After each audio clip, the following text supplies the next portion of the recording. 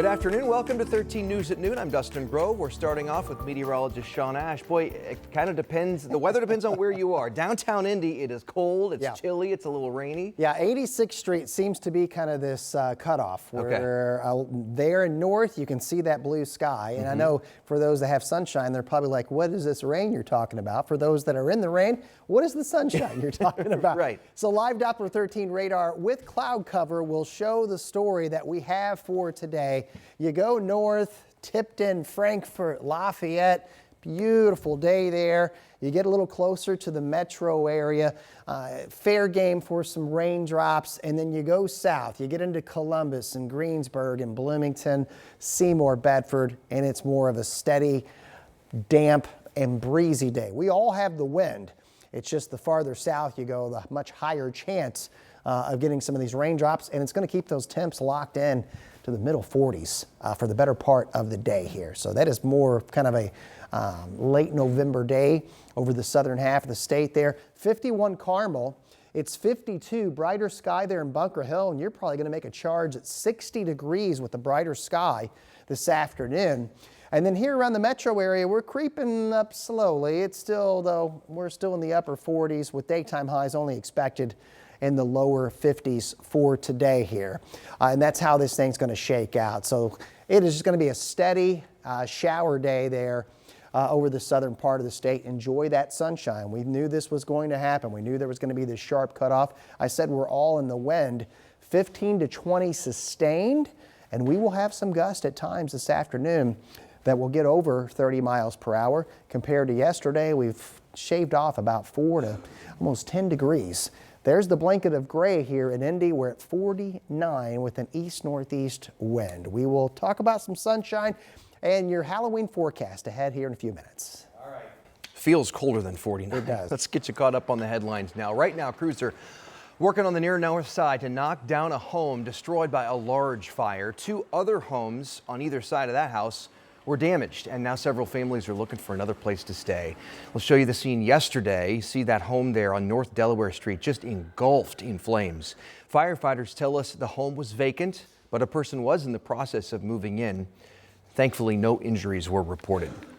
Indianapolis Metro Police believe they've found the man responsible for killing a woman on the northwest side. 26-year-old Ashley Sanders was found shot to death around 11:30 last night near 34th and Harding. Officers say witnesses provided a description of the shooter, leading to the arrest of a 38-year-old man. He now faces a preliminary murder charge. Officers say they think the shooting was the result of a domestic dispute, and they want people to know that there is help out there for anybody in a violent relationship. In fact, the Domestic Violence Prevention Network is hosting its annual Remembrance event today. We've got the information on your screen right here. Remembrance and Resilience is honoring those who've lost their lives to domestic violence. It'll be from 5:30 to 8:30 tonight.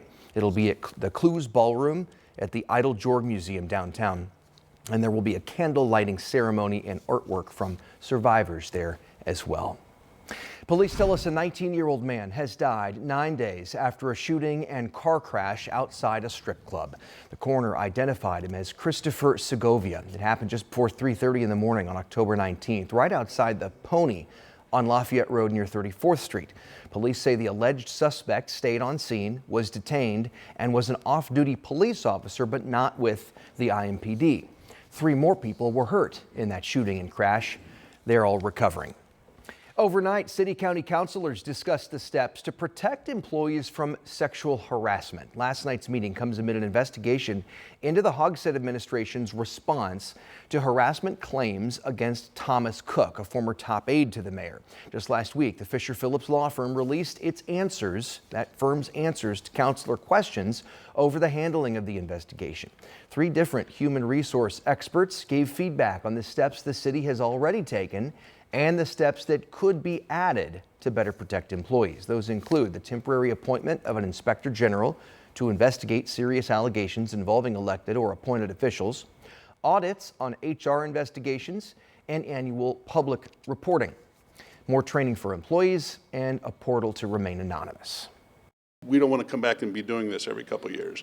We want to fix it as best we can so what happened in the past doesn't repeat itself. And counselors say, look, this is not going to be a quick fix. It's going to take work to create the policies and then put them into place. A Lawrence Township school employee says she was sexually assaulted by her boss, the former Belzer Middle School principal, and she says she's not the only one. 27-year-old Mackenzie Glover says Victor Bush sexually assaulted her during a Bush family celebration back in April at a hotel in Covington, Kentucky. She says several school personnel attended the event. Glover says people were drinking in a suite when Bush closed a door, leaving them alone, and tried to kiss her.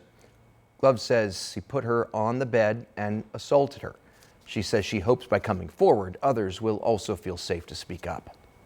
I don't want a child to go through this, and I want all victims outside of Victor. I want all sexual harassment, sexual assault, any victim, all the survivors to feel safe with coming forward, because we have a voice, and it's okay to use your voice. School leaders confirm Bush has resigned but would not comment further. Earlier this month, the Marion County judge granted Glover a protective order against Bush. Covington police tell us they are investigating the matter. No criminal charges have been filed. Our Rich Nye attempted to contact Bush for comment. He did not get a response. More details today in a disturbing case out of Connorsville. A photographer is accused of fondling and taking nude photos of children. The suspect in that case now faces federal charges, and we want to warn you these details are disturbing. According to court documents, this all stems from a cyber tip. It claims Michael Shepard captured and uploaded thousands of images. According to an affidavit, investigators believe 8 victims were photographed nude, at least one as young as 9 months old. Police say Shepard admitted to knowing the parents, either directly or indirectly. They also say he admitted to being sexually aroused by children and using their photos for sexual gratification. And they say Shepard admitted to babysitting children, knowing it would allow him to have sexual contact with them. Although Shepard was granted a local bond, a federal hold has been put in place. That means he will remain in custody and cannot bond out. Shepard will now be transported to a federal detention facility. And 13 News is working to pin down where Indiana lawmakers now stand on the redistricting debate. Governor Mike Braun, as you may remember, he announced on Monday he's calling a special session to tackle this issue. It's set to start next Monday. So far, no word from the House or Senate on a specific timeline, although it could start as early as Monday. And last we heard, a spokesperson for Senate Republicans indicated they don't have the votes yet to pass new maps. We're hearing from one member of the GOP, though, who for now is a no. State Senator Spencer Deary posted a video to his official Facebook page calling this a dangerous path. The danger here is if map makers can effectively rig an election whenever they want, then that gives the establishment or whoever controls the power a lot of ability to thwart the will of the people. Democrats are calling these efforts a power grab. It all started with a push from the Trump administration for red states to help gain GOP House seats in the midterm elections next year. Starting today, you're going to see a lot of blue and yellow floating around downtown as the National FFA Convention kicks off. We're talking around 70,000 students will be here, and the organization says this convention is growing every year. Ariana Chalker spoke with one student as everything kicked off. It's one of Indianapolis's biggest conventions, the National FFA Convention, in its 98th year. And a bigger announcement, we've got another 15 on us. The city announced they're extending the convention here till 2040. It all opens up today, runs through Saturday. We've got some great students here. Around 70,000 will be competing, having service projects, really just a little bit of everything. And one of them here, we've got Nicholas. He's the president of the Hawaii State Chapter. And I mean, that's a little bit of a hike for you, but I mean, how's it feel getting to be here in Indiana for this chapter this weekend? Well, it's awesome to be here in Indiana this week. This is my 4th National FFA Convention and Expo, and my first one here as a state delegate and serving as state president. So to be able to represent the voices of my 300 members from back home in Hawaii, where we share a diverse perspective and an agricultural perspective that differs greatly from students from across the nation, is really an honor and privilege. So I'm super excited to be here serving my state association this year. And what do you want people to know about this, just all these students, the different backgrounds, and really how this has just become a growing field as a whole?